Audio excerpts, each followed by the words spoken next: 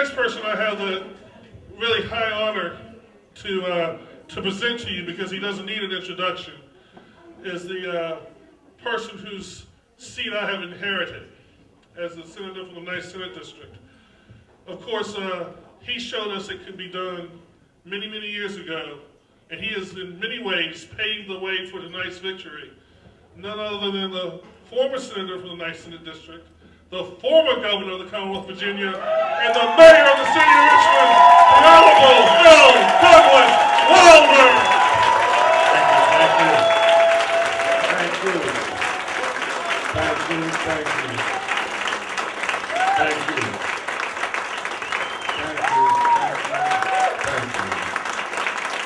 Thank you.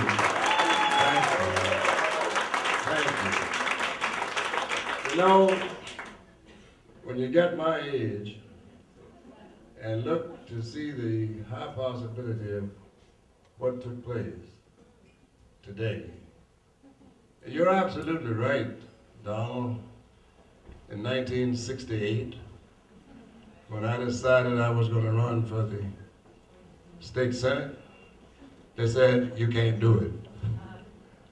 You can't win it because you haven't had anybody elected to that position since Reconstruction. People said, oh yes, you can. And we did. But people didn't. In 1985, when I said I was going to run for lieutenant governor, because that's arithmetic progression. That's what people do. They said, no, you can't do it. But the people said, you can. And we did. In 1989, when people said, Virginia, elect a governor like you? Those people out there are not going to let you have it. And those people said, we got some news for you, and they did.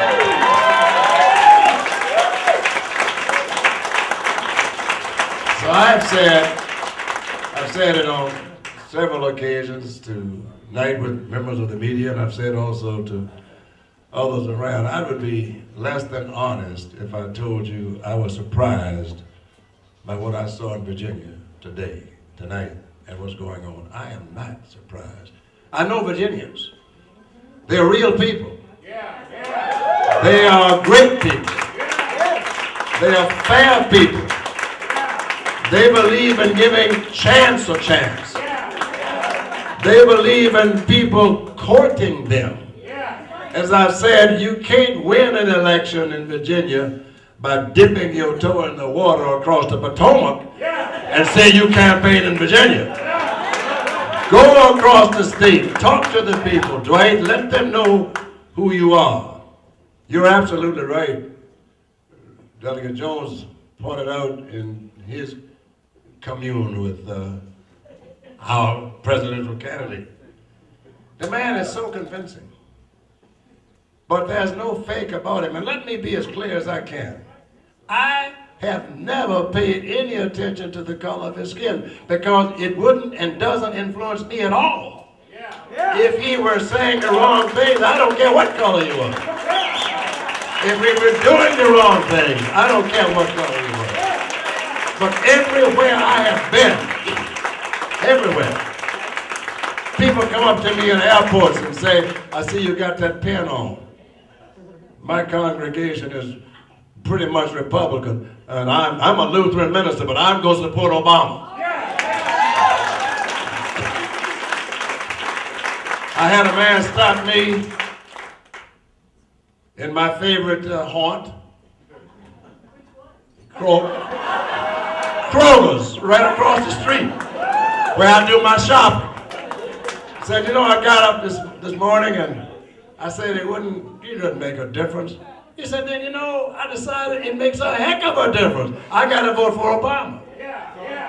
I see youngsters who have never been involved. But this is not just in Virginia. This is all over the country. And when you see what's going to happen, and now people are saying, and I tell them, I say, you know, Well, you know, you got to look at Virginia and you got to look at Maryland. You got this heavy concentration of African Americans here. I said, wait a minute. Let's get past that. Let's get past that. Where was this heavy concentration in New Hampshire? When he lost by 5% of the vote, they say he slipped. Where was this heavy concentration in Iowa? Nebraska,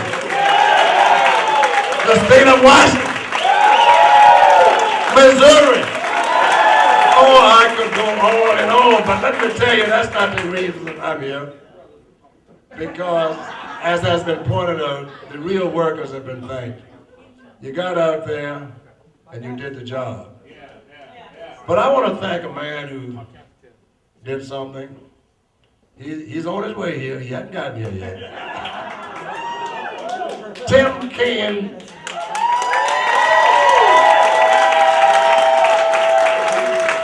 a year ago didn't take his finger and put it in the air to see which way the wind was blowing. He said, I am for Barack Obama. And he hasn't stopped.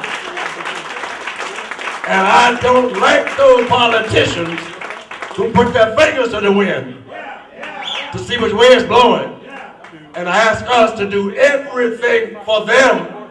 But when our time comes, they're still waiting for the wind to blow. The wind is going to blow away. Tim Kaine did something that took guts, real guts. Talked to him about it the other night. I said, Tim, how were you received at the governor's convention when you announced you were for Obama? He said, man, you don't know. I'm not going to tell you what he told me. God knows I wish I could. But let me tell you and steal a line from Reverend Jones. Children, don't get weary. We got a long, long, long way to go. We might win this primary, we might win the Maryland, we might win D.C. We need to win Wisconsin. I know we won D.C. We got to win something. We got to break that big three. We got to break either Texas, Ohio, Pennsylvania, and we can do it. We can do it. We got to make certain that we concede no inch of American ground to anyone.